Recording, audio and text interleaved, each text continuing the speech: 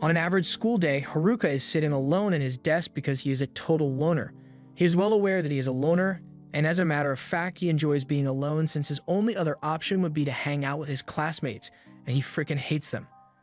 There are a bunch of groups in the class, including the delinquents, the popular girls, the gym bros, and then there's the other people no one cares about. Haruka doesn't belong in any of these groups, and he is fine with that since he has a lot more time to read his books with no friends, but his reading session is interrupted when bright light appears beneath him. It looks like a summoning circle is spawning beneath the students, and for a moment Haruka got excited because he knows this means he gets to go on an isekai adventure, but then he realizes that he's been getting too much screen time for a loner. And if he knows anything about isekai, that means he's going to get screwed over somehow. He's not about to let himself become a victim before GTA 6 drops. So while the portal is still loading, he walks up to the door and tries to leave. Unfortunately, the door seems to be bolted shut with magic, so no matter how much force he uses, he isn't able to get out of the room. The portal is almost done loading, so his classmates begin disappearing, fading away, and as a last-ditch effort to avoid his otherworldly fate, Haruka decides to crawl into the ceiling vents to wait out the summoning circle. He jumps up and manages to crawl his way into the roof of the class. But just when he thought he was safe, the summoning circle followed him through the roof and he ended up getting summoned anyway. It sucks that he couldn't stay on Earth, but since he already knows how this kind of thing goes, he expects some kind of fat king or pretty princess to show up soon and ask for his help or something. However, that's not what happens as Haruka sees a bald old man frantically waving his arms around and panicking at the sight of Haruka. Apparently, the old man is God, and he was the one in charge of the summoning and has already sent all of Haruka's classmates off to the other world. But because Haruka came up with the idea to hide in the ceiling, while he still ended up getting summoned, his summoning was delayed, so God needs to send him to the other world quickly before he gets in trouble for this mess. He tells Haruka that he will get abilities to help him in the other world, but since he's late, all the good abilities have already been chosen, so the only things remaining are all the leftover ones that no one wanted. To list a few, he has the option of picking skills that equate to Minecraft Villager, Gambling Dice, Contact Lenses, and a Stick. And to make it worse, he only has a limited number of skills he can choose, so Haruka begins taking out his anger on the god for summoning him here and only having trash skills left. The god knows he messed up, but he didn't graduate from God University just to get yelled at by a high schooler. So he tells Haruka that he will give him all the remaining trash skills as an apology, but he doesn't want to see his ugly face around here anymore, so he teleports Haruka to the other world immediately. It's cool that he gets to have more skills than normal, but that doesn't do him much good if he gets tossed out into the woods as soon as he arrives. He's never lived in the woods before and he has no supplies, but then he notices a pouch on the floor and it turns out that it's a part of the Minecraft Villager skill, and the pouch allows him to store an unlimited number of items in his inventory. There's also a bunch of starter gear in there, so at least Haruka isn't going to be doing this without equipment. After he's got his stuff on, he decides to check his stats, but thanks to the gambling dice, he needs to roll a number to get stat points. He just goes with it and throws the dice on the ground, so as a result he ends up with a score of M, and he has no idea what M means, so he just decides to put the M points all into his luck stat. To his surprise, when he opens his stat window, his luck stat is completely maxed out, making him wish he used it on something better. He continues looking through his stats, and to his surprise, aside from all the trash skills, he actually gained 2 unique skills as well. Because he was such a loner on Earth, he will be unable to form a party in this world even if he wants to. But in exchange, his second skill allows him to force monsters to serve him because he wouldn't be able to make any friends otherwise. Haruka is a bit disappointed that he won't get a chance to make a harem for himself, but it is what it is. Right now, he's more concerned with the fact that he doesn't see any of his classmates nearby, and he finds that strange since this is supposedly the starting location. But then again, he never cared about them before, so why would he care about them now? Right now, he needs to focus on getting supplies so he can live a good life out here in the woods, but that's a lot easier said than done when he can barely see anything with all the trees in the way. At this rate, it won't be long before he runs into a monster accidentally, and if that were to happen, he would be a dead man for sure. Just then, Haruka remembers that he has a contact lens skill, so he puts on the contact lenses and suddenly he can see all kinds of information about his surroundings. It turns out that the contact lenses come with an inbuilt appraisal skill, and with it, he is able to easily traverse the forest and find some mushrooms that he can eat without dying. He decides to pick some, and thanks to his villager bag, he can take as many as he wants. He then goes over to the river nearby and uses his bag to fetch a little water to drink. But once he's done with that, something else catches his eye, so he wanders back into the forest where he finds a little cave. It looks too interesting for him to ignore, so Haruka says a little prayer in case there's a monster here that will attack him. And after that, he begins exploring the cave. Luckily, it looks like there aren't any monsters here, and this place is quite spacious, so he decides to make this his base of operations. He pulls out a tent and a magic lantern from his bag to set up camp, after which he then proceeds to light a small fire with his temperature control magic so he can stay warm for the night. Coincidentally, using his temperature magic once allowed him to unlock a new fire, and being wary of monsters made him acquire several detection skills as well, but Haruka's only attack skill is a stick, so he still needs to figure out a way to defend himself.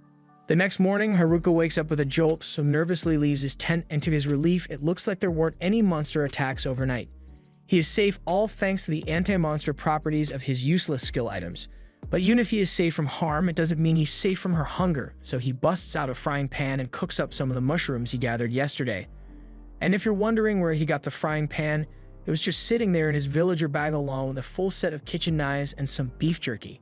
So far, that bag has been the most useful thing in Haruka's arsenal, so he wonders what kind of villager stocked it up before he got it. In any case, now that he has eaten, he needs to figure out what he's going to do from now on, so he heads outside and takes a little walk to think. For now, that cave will work well as a base of operations, but Haruka still needs to worry about finding a reliable source of food and creating safety measures against any monsters that may try to attack him in this world. Fortunately, with his contact lenses, it shouldn't be too hard for him to gather enough food to last for a while, as he finds some more mushrooms and some herbs almost immediately, but he still has to figure out a solution to his monster problem. Just then, Haruka's detection skill kicks in, and he notices something going on nearby, so he decides to go check it out and is horrified once he realizes that the noise was caused by goblins. It would be bad enough if it was one, but there's two of them, and they both have strength stats that are higher than his own. He wonders if he will be able to take them down with his current strength, and he contemplates running away, but the fact that he is living in this forest means he will eventually have to fight the goblin if he wants to survive, so he chooses to get it over with while he still has the element of surprise. With that said, he isn't sure his stick will be good enough for the job on its own, so he tries using one of his trash to wrap the stick in magic to see if that does anything. It works out better than he thought, so he lunges out of the bushes and strikes at one of the goblins. After smacking it on the head, the goblin is dazed and confused, but Haruka doesn't stop there and proceeds to beat the daylights out of it until it finally dies. That's one down, but Haruka still has to deal with the other one, so as it charges at him, he dodges out of the way of its attack. Now that he has gotten a feel for it, Haruka realizes that the goblin's attacks are actually really easy to predict, so he effortlessly evades it and then proceeds to smack it around before hitting it with a wave of magic. Having just won his first fight against goblins, Haruka thinks that's enough work for the day and decides to head back to the cave so he can rest a little, and once he's back, he roasts some mushrooms for dinner and takes a look at the club he looted off the goblin corpse. It may have high damage, but it's heavy and has a short range, so Haruka decides to continue using his stick for now. He then checks the rest of his stats, and to his surprise, he managed to level up from the fight he had today, and not only that, all his existing stats were doubled as a result. By the next morning, Haruka wakes up and has breakfast as usual, but he is starting to get sick of eating nothing but mushrooms all the time. He really wishes he could eat some meat out here, but he's going to have to learn how to hunt to do that, and before that, needs to learn how to enhance himself first. The first thing he wants to try is the magic fusion skill he acquired, and for a quick explanation, it basically covers his entire body with magic in order to boost his physical and magical defenses. It also greatly increases his strength, so he should be able to fight with much more efficiency. Additionally, his appraisal skill was upgraded to level 2, so he uses it to see if anything has changed, but the only difference is that there's a question mark next to all the descriptions. Haruka has clearly never played video games before because he spends a whole minute trying to figure out what a question mark icon could mean, and eventually he just gives up on it altogether. Instead, he heads outside to do some magic training, and as he is leaving, he notices something on the floor, so he picks it up thinking it might be some meat, but it turns out to be another mushroom.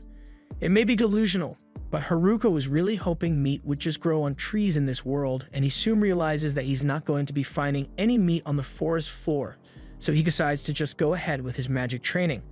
He activates his mana infusion and takes a step forward, But with the physical boost he gets, he ends up flying forward by several meters. His body feels much lighter than before, and with very little effort, he can easily dart around the forest almost like he's teleporting. On top of that, his dexterity is greatly enhanced as well, so he can move and strike at things with precision. The first thing he does with his enhanced strength is challenge 2 random goblins, and unlike yesterday, he is able to knock the goblin out in one hit. He is feeling really confident about his new strength, so he thinks he can handle even more goblins, but when he actually sees a group of 3 goblins, he starts having second thoughts and slowly backs away before he gets jumped. He decides that he has worked hard enough for today and heads back to his cave so he can practice his magic. He continues this routine and practices fighting during the day, and by night, he starts tinkering with his magic to see what he can do with it. And apparently, he can make coffee tables. By following this routine, Haruka is able to eventually to one-shot a goblin and create a proper table with his magic crafting. So he then uses it to create a gate for his cave so he can go out at night. And that means he can finally go hunting. He goes after a rabbit because he hasn't tasted meat in so long, and when he finally catches up to it and is about to start cooking, he notices something else nearby. At first he thinks it's a goblin, but upon further inspection, he finds out that it's something even worse. Those are the delinquents from his class, and he really doesn't want to have to deal with them, so he intends to sneak away in the other direction, but as he starts heading that way, he realizes the popular girls are here as well, along with the gym bros and the nerds. He doesn't think the nerds are that bad since he occasionally hung out with them back in school, but he still doesn't want to have to talk to them though. Finally, he notices the student council group which has the class rep in it. And while he may hate socializing with the people in his class, he has to admit that the class rep has always been really nice to him. So it would be the least he could do to return that kindness, even if it's just to say hello. He briefly considers revealing himself and talking to her, but then again, he doesn't want to ruin the solitary life he already has. Since no one knows that he is here, he has the chance to be truly alone like he has always wanted. There's no idle chatter, no taxes, and no one to annoy him. So he really doesn't want to mess that up by having contact with his classmates because they are already pretty annoying. That's why he officially decides that he will ignore his classmates and live by himself so he can conquer this world alone.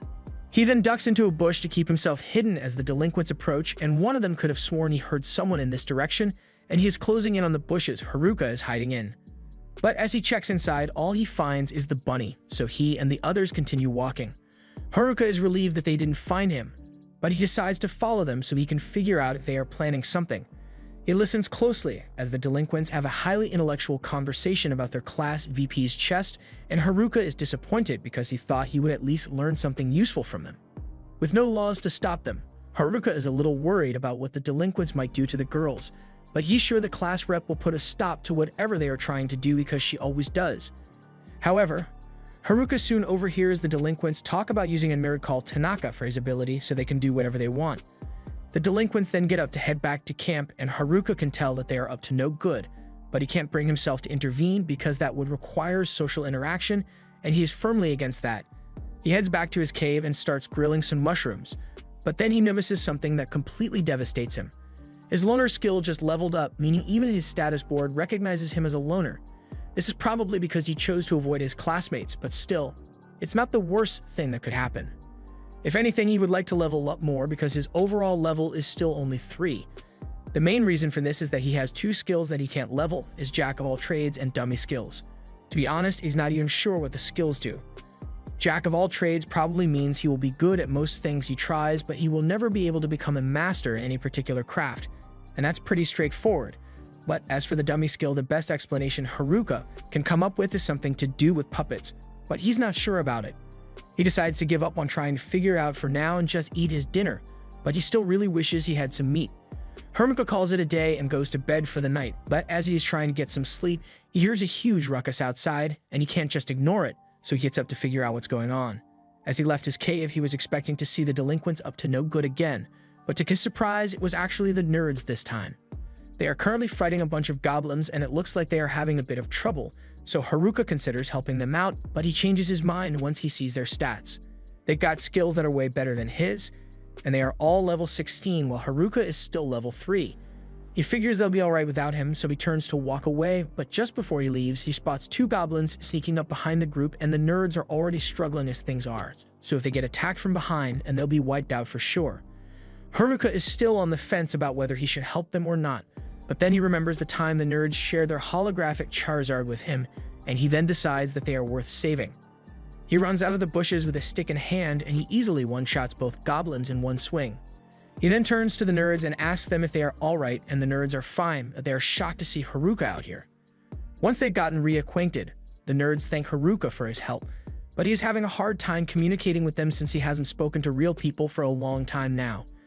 He eventually takes them all back to his place, and the nerds are all amazed by how nice the interior is considering it's a cave.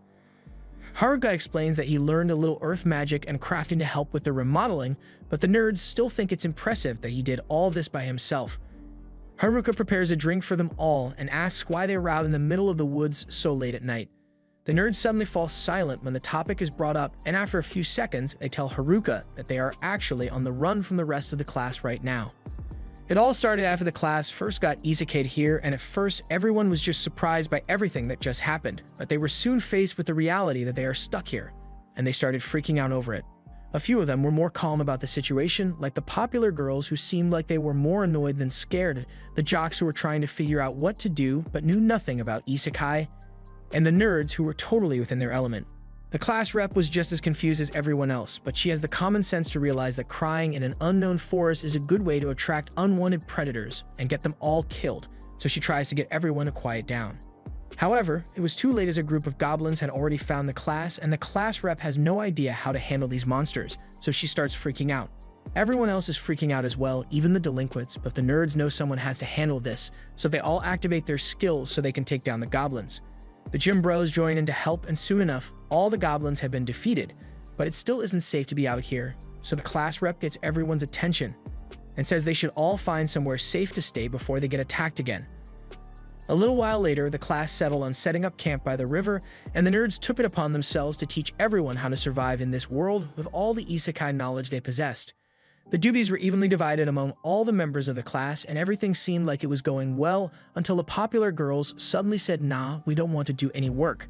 The class rep tried to convince them that the work was necessary, and all they had to do was help set up the tents, but the girls just didn't want to bother with it. And since the popular girls weren't doing anything, the delinquents decided that they would be lazy as well, leaving the class rep and the nerds to do all the work instead. On top of that, the nerds went out of their way to handle all the monsters that would try to attack the camp, and while it seemed like a lot of work, they had to do this for their own sake. Back in the White Room, the nerds saw two particularly disturbing skills get chosen.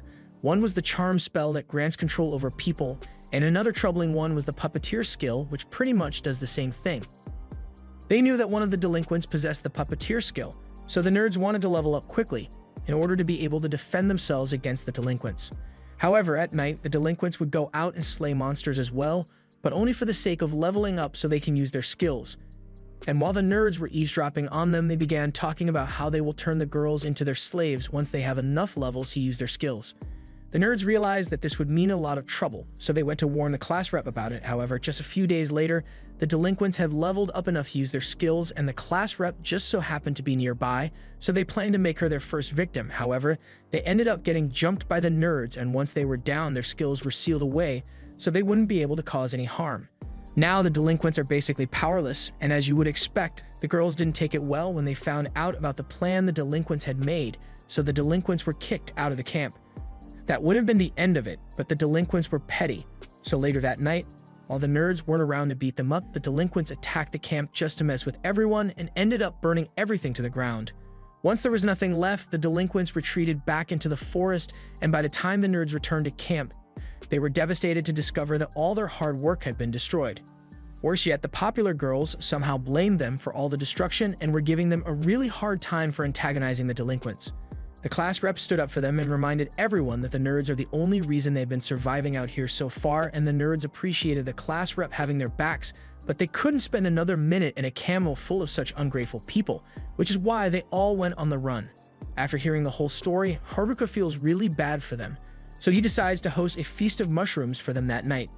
He actually enjoyed spending time with other people for once, but by the next day, the nerds had to leave because they planned on heading downstream to find a village and start their lives as adventurers. They offer to let Haruka join them because they consider him a friend, and while Haruka thinks of them as friends as well, he still has to decline their offer because he believes his trash skills would only hold the nerds back. With that said, he is also a bit worried about the situation at the class camp, mostly because the class rep is still there, and she's the only other person in the class that he likes, so he decides to go check it out. Along the way, he randomly runs into a kobold, and the thing bites him a lot, but ultimately, he manages to kill it and continue his journey. By nighttime, he arrived at the riverside where the class camp should have been, but surprisingly, the place is totally deserted. He assumes they must have moved somewhere else, so he uses one of his detection skills to pick up some footprints and follows them until he eventually comes across the popular girls. Of everyone in the class, Haruka hates dealing with them the most, so he tries to turn around and head home, but the girls have already started chasing him. Haruka would have no trouble outrunning them, but he stops dead in his tracks when he hears them say the word please. In all the years Haruka has known them, please has never been in their vocabulary, so something serious must have happened for them to be this desperate. He decides to talk to them after all, and the first thing the girls do is ask him if he knows where the nerds went. Haruka is hesitant to tell them because he thinks they just want to yell at the nerds some more, but on the contrary, the girls actually want to apologize to them. They now realize how much the nerds were doing for them, and they sincerely want to make amends for the way they treated them, but by now the nerds are long gone, so there's no way the girls would ever catch up to them. To begin with, they can't make it out of the woods by themselves, and they can't defend themselves from monsters, so how do they intend to find the nerds? He asks them if they have the resolve to do whatever it takes to apologize to the nerds, but the girls break down crying because they know that they'll die in no time if they are left out in the woods by themselves.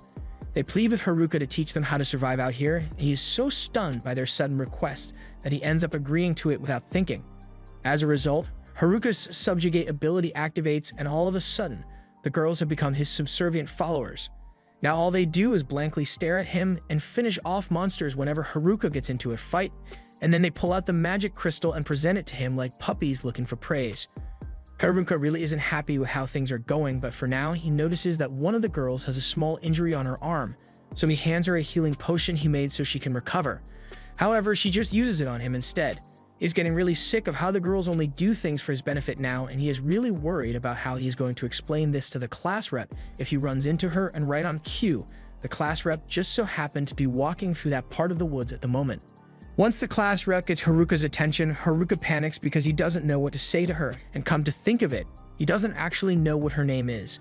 They've been in the same class since elementary school, and the class rep has always been nice to him, so she can't believe he never bothered to learn her name.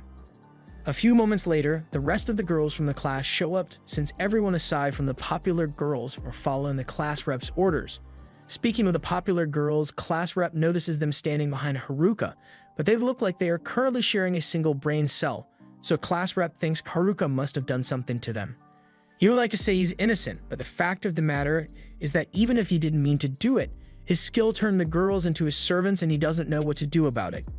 He tries his best to explain the situation without making himself seem like the bad guy, but none of the girls actually believe him, so Haruka gives up on trying to prove his innocence and turns to walk away. Unfortunately, class rep forces him to stay while she checks on Shimazaki to make sure she's alright, and luckily, a little shaking is all it took for the subjugation to be undone, so Shimazaki tells class rep that she's alright. Class rep is relieved to hear that, and Haruka thinks that means he can leave now. But class rep still wants to find out how the whole subjugation thing happened in the first place, so she refuses to let Haruka go yet. While the girls are talking, Haruka is left alone by a tree, and since he's got nothing to do, he decides to try practicing his magic so he can expand his house once he gets home. He begins trying to figure out how to make a basement, but he messes it up and accidentally buried himself in the ground from the neck down. He's stuck like that until the class rep finds him, and she is shocked to find him buried in the dirt when she just asked him to wait a few minutes, but boredom can make a guy do crazy things. She goes over Haruka's head to grab him so he can get out of the dirt, and once he is free, she apologizes for not trusting him since Shimazaki told her that he was just trying to help everyone. Haruka doesn't recall ever saying he would help everyone, but class rep and the other girls are already thanking him, so he decides to just go with it.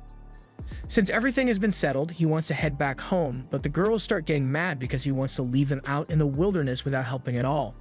Class rep realizes Haruka just mentioned having a home, so she asks him about it, and Haruka explains that he had some spare time on his hands, so he just kind of built a house. Class rep can't believe he managed to build an entire house by himself, while they've been struggling to manage a camp, and the other girls are extremely impressed as well, so they call a meeting and begin talking amongst themselves. Class rep asks how many people Haruka's house can accommodate, and from the way he designed it, it would fit about 200 people, but you have to move some furniture around and empty the indoor pool though. Class rep is really jealous of how well Haruka is doing for himself, and as much as she hates to bother him, she asks if she and the other girls can stay with him for the night since they are all currently homeless. Haruka freaks out because it's one thing to invite guys to stay over for the night, but this is an entire class worth of girls, and he's having a hard time controlling himself. Once he calms down, Haruka begins leading them all to his house, but because of all the time he has spent roaming these woods, Haruka is far better at getting around. One of his skills even gives him helpful pointers to keep him going in the right direction. Eventually, Haruka makes it back to his house with the girls, and after catching their breath, they are stunned by the magnificence of Haruka's house. It's been so long since they've had a roof over their heads or gotten to experience the wonders of indoor plumbing, so as soon as Haruka mentions that there's a bath over in that direction, the girls start frantically running towards it and strip down right there in front of Haruka. There's no way he can handle spending an entire night in the same room with all of them, so he sets up a tent so he can be alone and prepares to go to sleep. Just then, class rep walks into his tent because there's something she wanted to talk to him about. First of all, she thanks him for all his help because she wouldn't have known what to do without him. After the nerds left, the gym bros decided to leave as well, so the girls were all left on their own. It's been tough, but now that they've had a bath and a good meal, the girls are all in high spirits once more. Still, even though the things worked out eventually, class rep feels like she has failed as a representative because she couldn't do anything to help the class's situation by herself. Haruka thinks she's being a little too hard on herself because up till now, she's been the one protecting the girls and kept them together. That may be true, but class rep says they just got lucky because they didn't run into any monsters out there, but if they had, she would have been powerless to protect the class, unlike the nerds. Again, Haruka doesn't think she is being fair to herself because the nerds have practically spent their whole lives preparing for this situation, so it's natural that they would be able to handle themselves well. However, on her end, this was the first time he had ever even heard about isekai, so all things considered, she has been doing pretty well. Class rep feels a lot better after hearing him say she did a good job, although her accomplishments still seem insignificant compared to Haruka, who created a functioning household in just a week. She wishes him a good night and heads back inside, but with everything that happened today, there's no way Haruka is getting any sleep tonight. Early the next morning, Haruka wakes up and finds one of the girls sitting outside his tent and asking him to get up because breakfast is ready. It takes him a minute to realize what's going on, but when he finally does, he freaks out a little and says he actually wants to sleep in a little longer. The girl doesn't accept his answer and crawls on top of him to convince him to get out of bed, so Haruka gives up and asks what's for breakfast. He was expecting the usual mushroom soup with a side of extra mushrooms, but to his surprise, breakfast is actually fish today, and he is so excited that he accidentally headbutts the girl. The girl was slightly hurt, but Haruka couldn't care less because he finally gets to eat something other than mushrooms, and he absolutely loves it. Class rep doesn't understand why he is so excited to be eating fish when he has been living next to the river this entire time, but while that may be true, Haruka simply sucks at fishing, so he has never been able to catch any. For the girls to be so used to eating fish, they must have a reliable method of catching fish, so Haruka asks to see how they do it. Class rep agrees and takes Haruka at the river along with one of the girls who has a lightning magic skill. And as for how she catches fish, she kind of just electrocutes the water until the fish stop being alive. Haruka is really impressed, so he pleads with her to do it one more time. And while the girl doesn't really want to, she agrees anyway since Haruka is helping her out. She spawns another lightning ball, but before she could throw it in the river, Haruka takes the lightning ball and seals it with his packing skill. He then tosses it in the river and is able to catch some fish as well. But on top of that, he also acquired lighting magic, so he won't be needing Lightning Girl's help anymore. Class rep asks what he just did, so Haruka explains that by using his packing skill on a particular element, he can gain that kind of magic. It's probably an effect caused by a combination of his many skills, which is definitely useful, but he still doesn't think it's impressive since he still only has a bunch of useless skills. While the other girls are playing in the river, Haruka sits with class rep and asks what she and the other girls plan to do after this. Class rep says the details still aren't certain yet, but they plan to head for the nearest village to try and catch up with the nerds. However, they are going to need to level up if they plan to make it out of this forest on their own, so Haruka offers to help them train before they leave. A short while later, all the girls are gathered out in the forest, and before Haruka begins his training camp, he says he would like to know what their current levels are. The girls tell him that their levels are all above 15, and Haruka begins feeling depressed because he's still only level 7 after all this time in the forest. He's honestly starting to doubt that the girls even need his help to begin with, so he decides to give them a small test and sets them up to fight a bunch of kobolds to see how well they do. The girls think this will be a piece of cake since the kobolds are only level 6, but a few moments later, they've all had their asses handed to them and are down for the count. The girls had no idea that the kobolds would actually fight back, so they all head back to regroup and think of a new strategy. And for some reason, the strategy meeting is taking place in Haruka's magic tent. They can all fit since Haruka's tent is able to expand, but he still has no idea why they chose to come here. After a little deliberation, the girls head back out and they are sure they won't lose this time. Haruka is glad that they seem motivated, but he honestly doesn't think they'll be able to win this time either. Once they've left, the girl from this morning approaches Haruka and says she wants to apologize for her behavior this morning. She was intentionally getting close to him just to see if he would try to take advantage of the situation if given the chance. She admits that she didn't trust him at first, but he gave them a place to stay, food to eat, and is even helping them learn how to fight, so she feels like she can trust him, and she'll be back to wake him up tomorrow with his breakfast. Haruka is glad she trusts him and says he's looking forward to seeing her tomorrow, although he doesn't know her name, so he's just going to call her Fish Girl.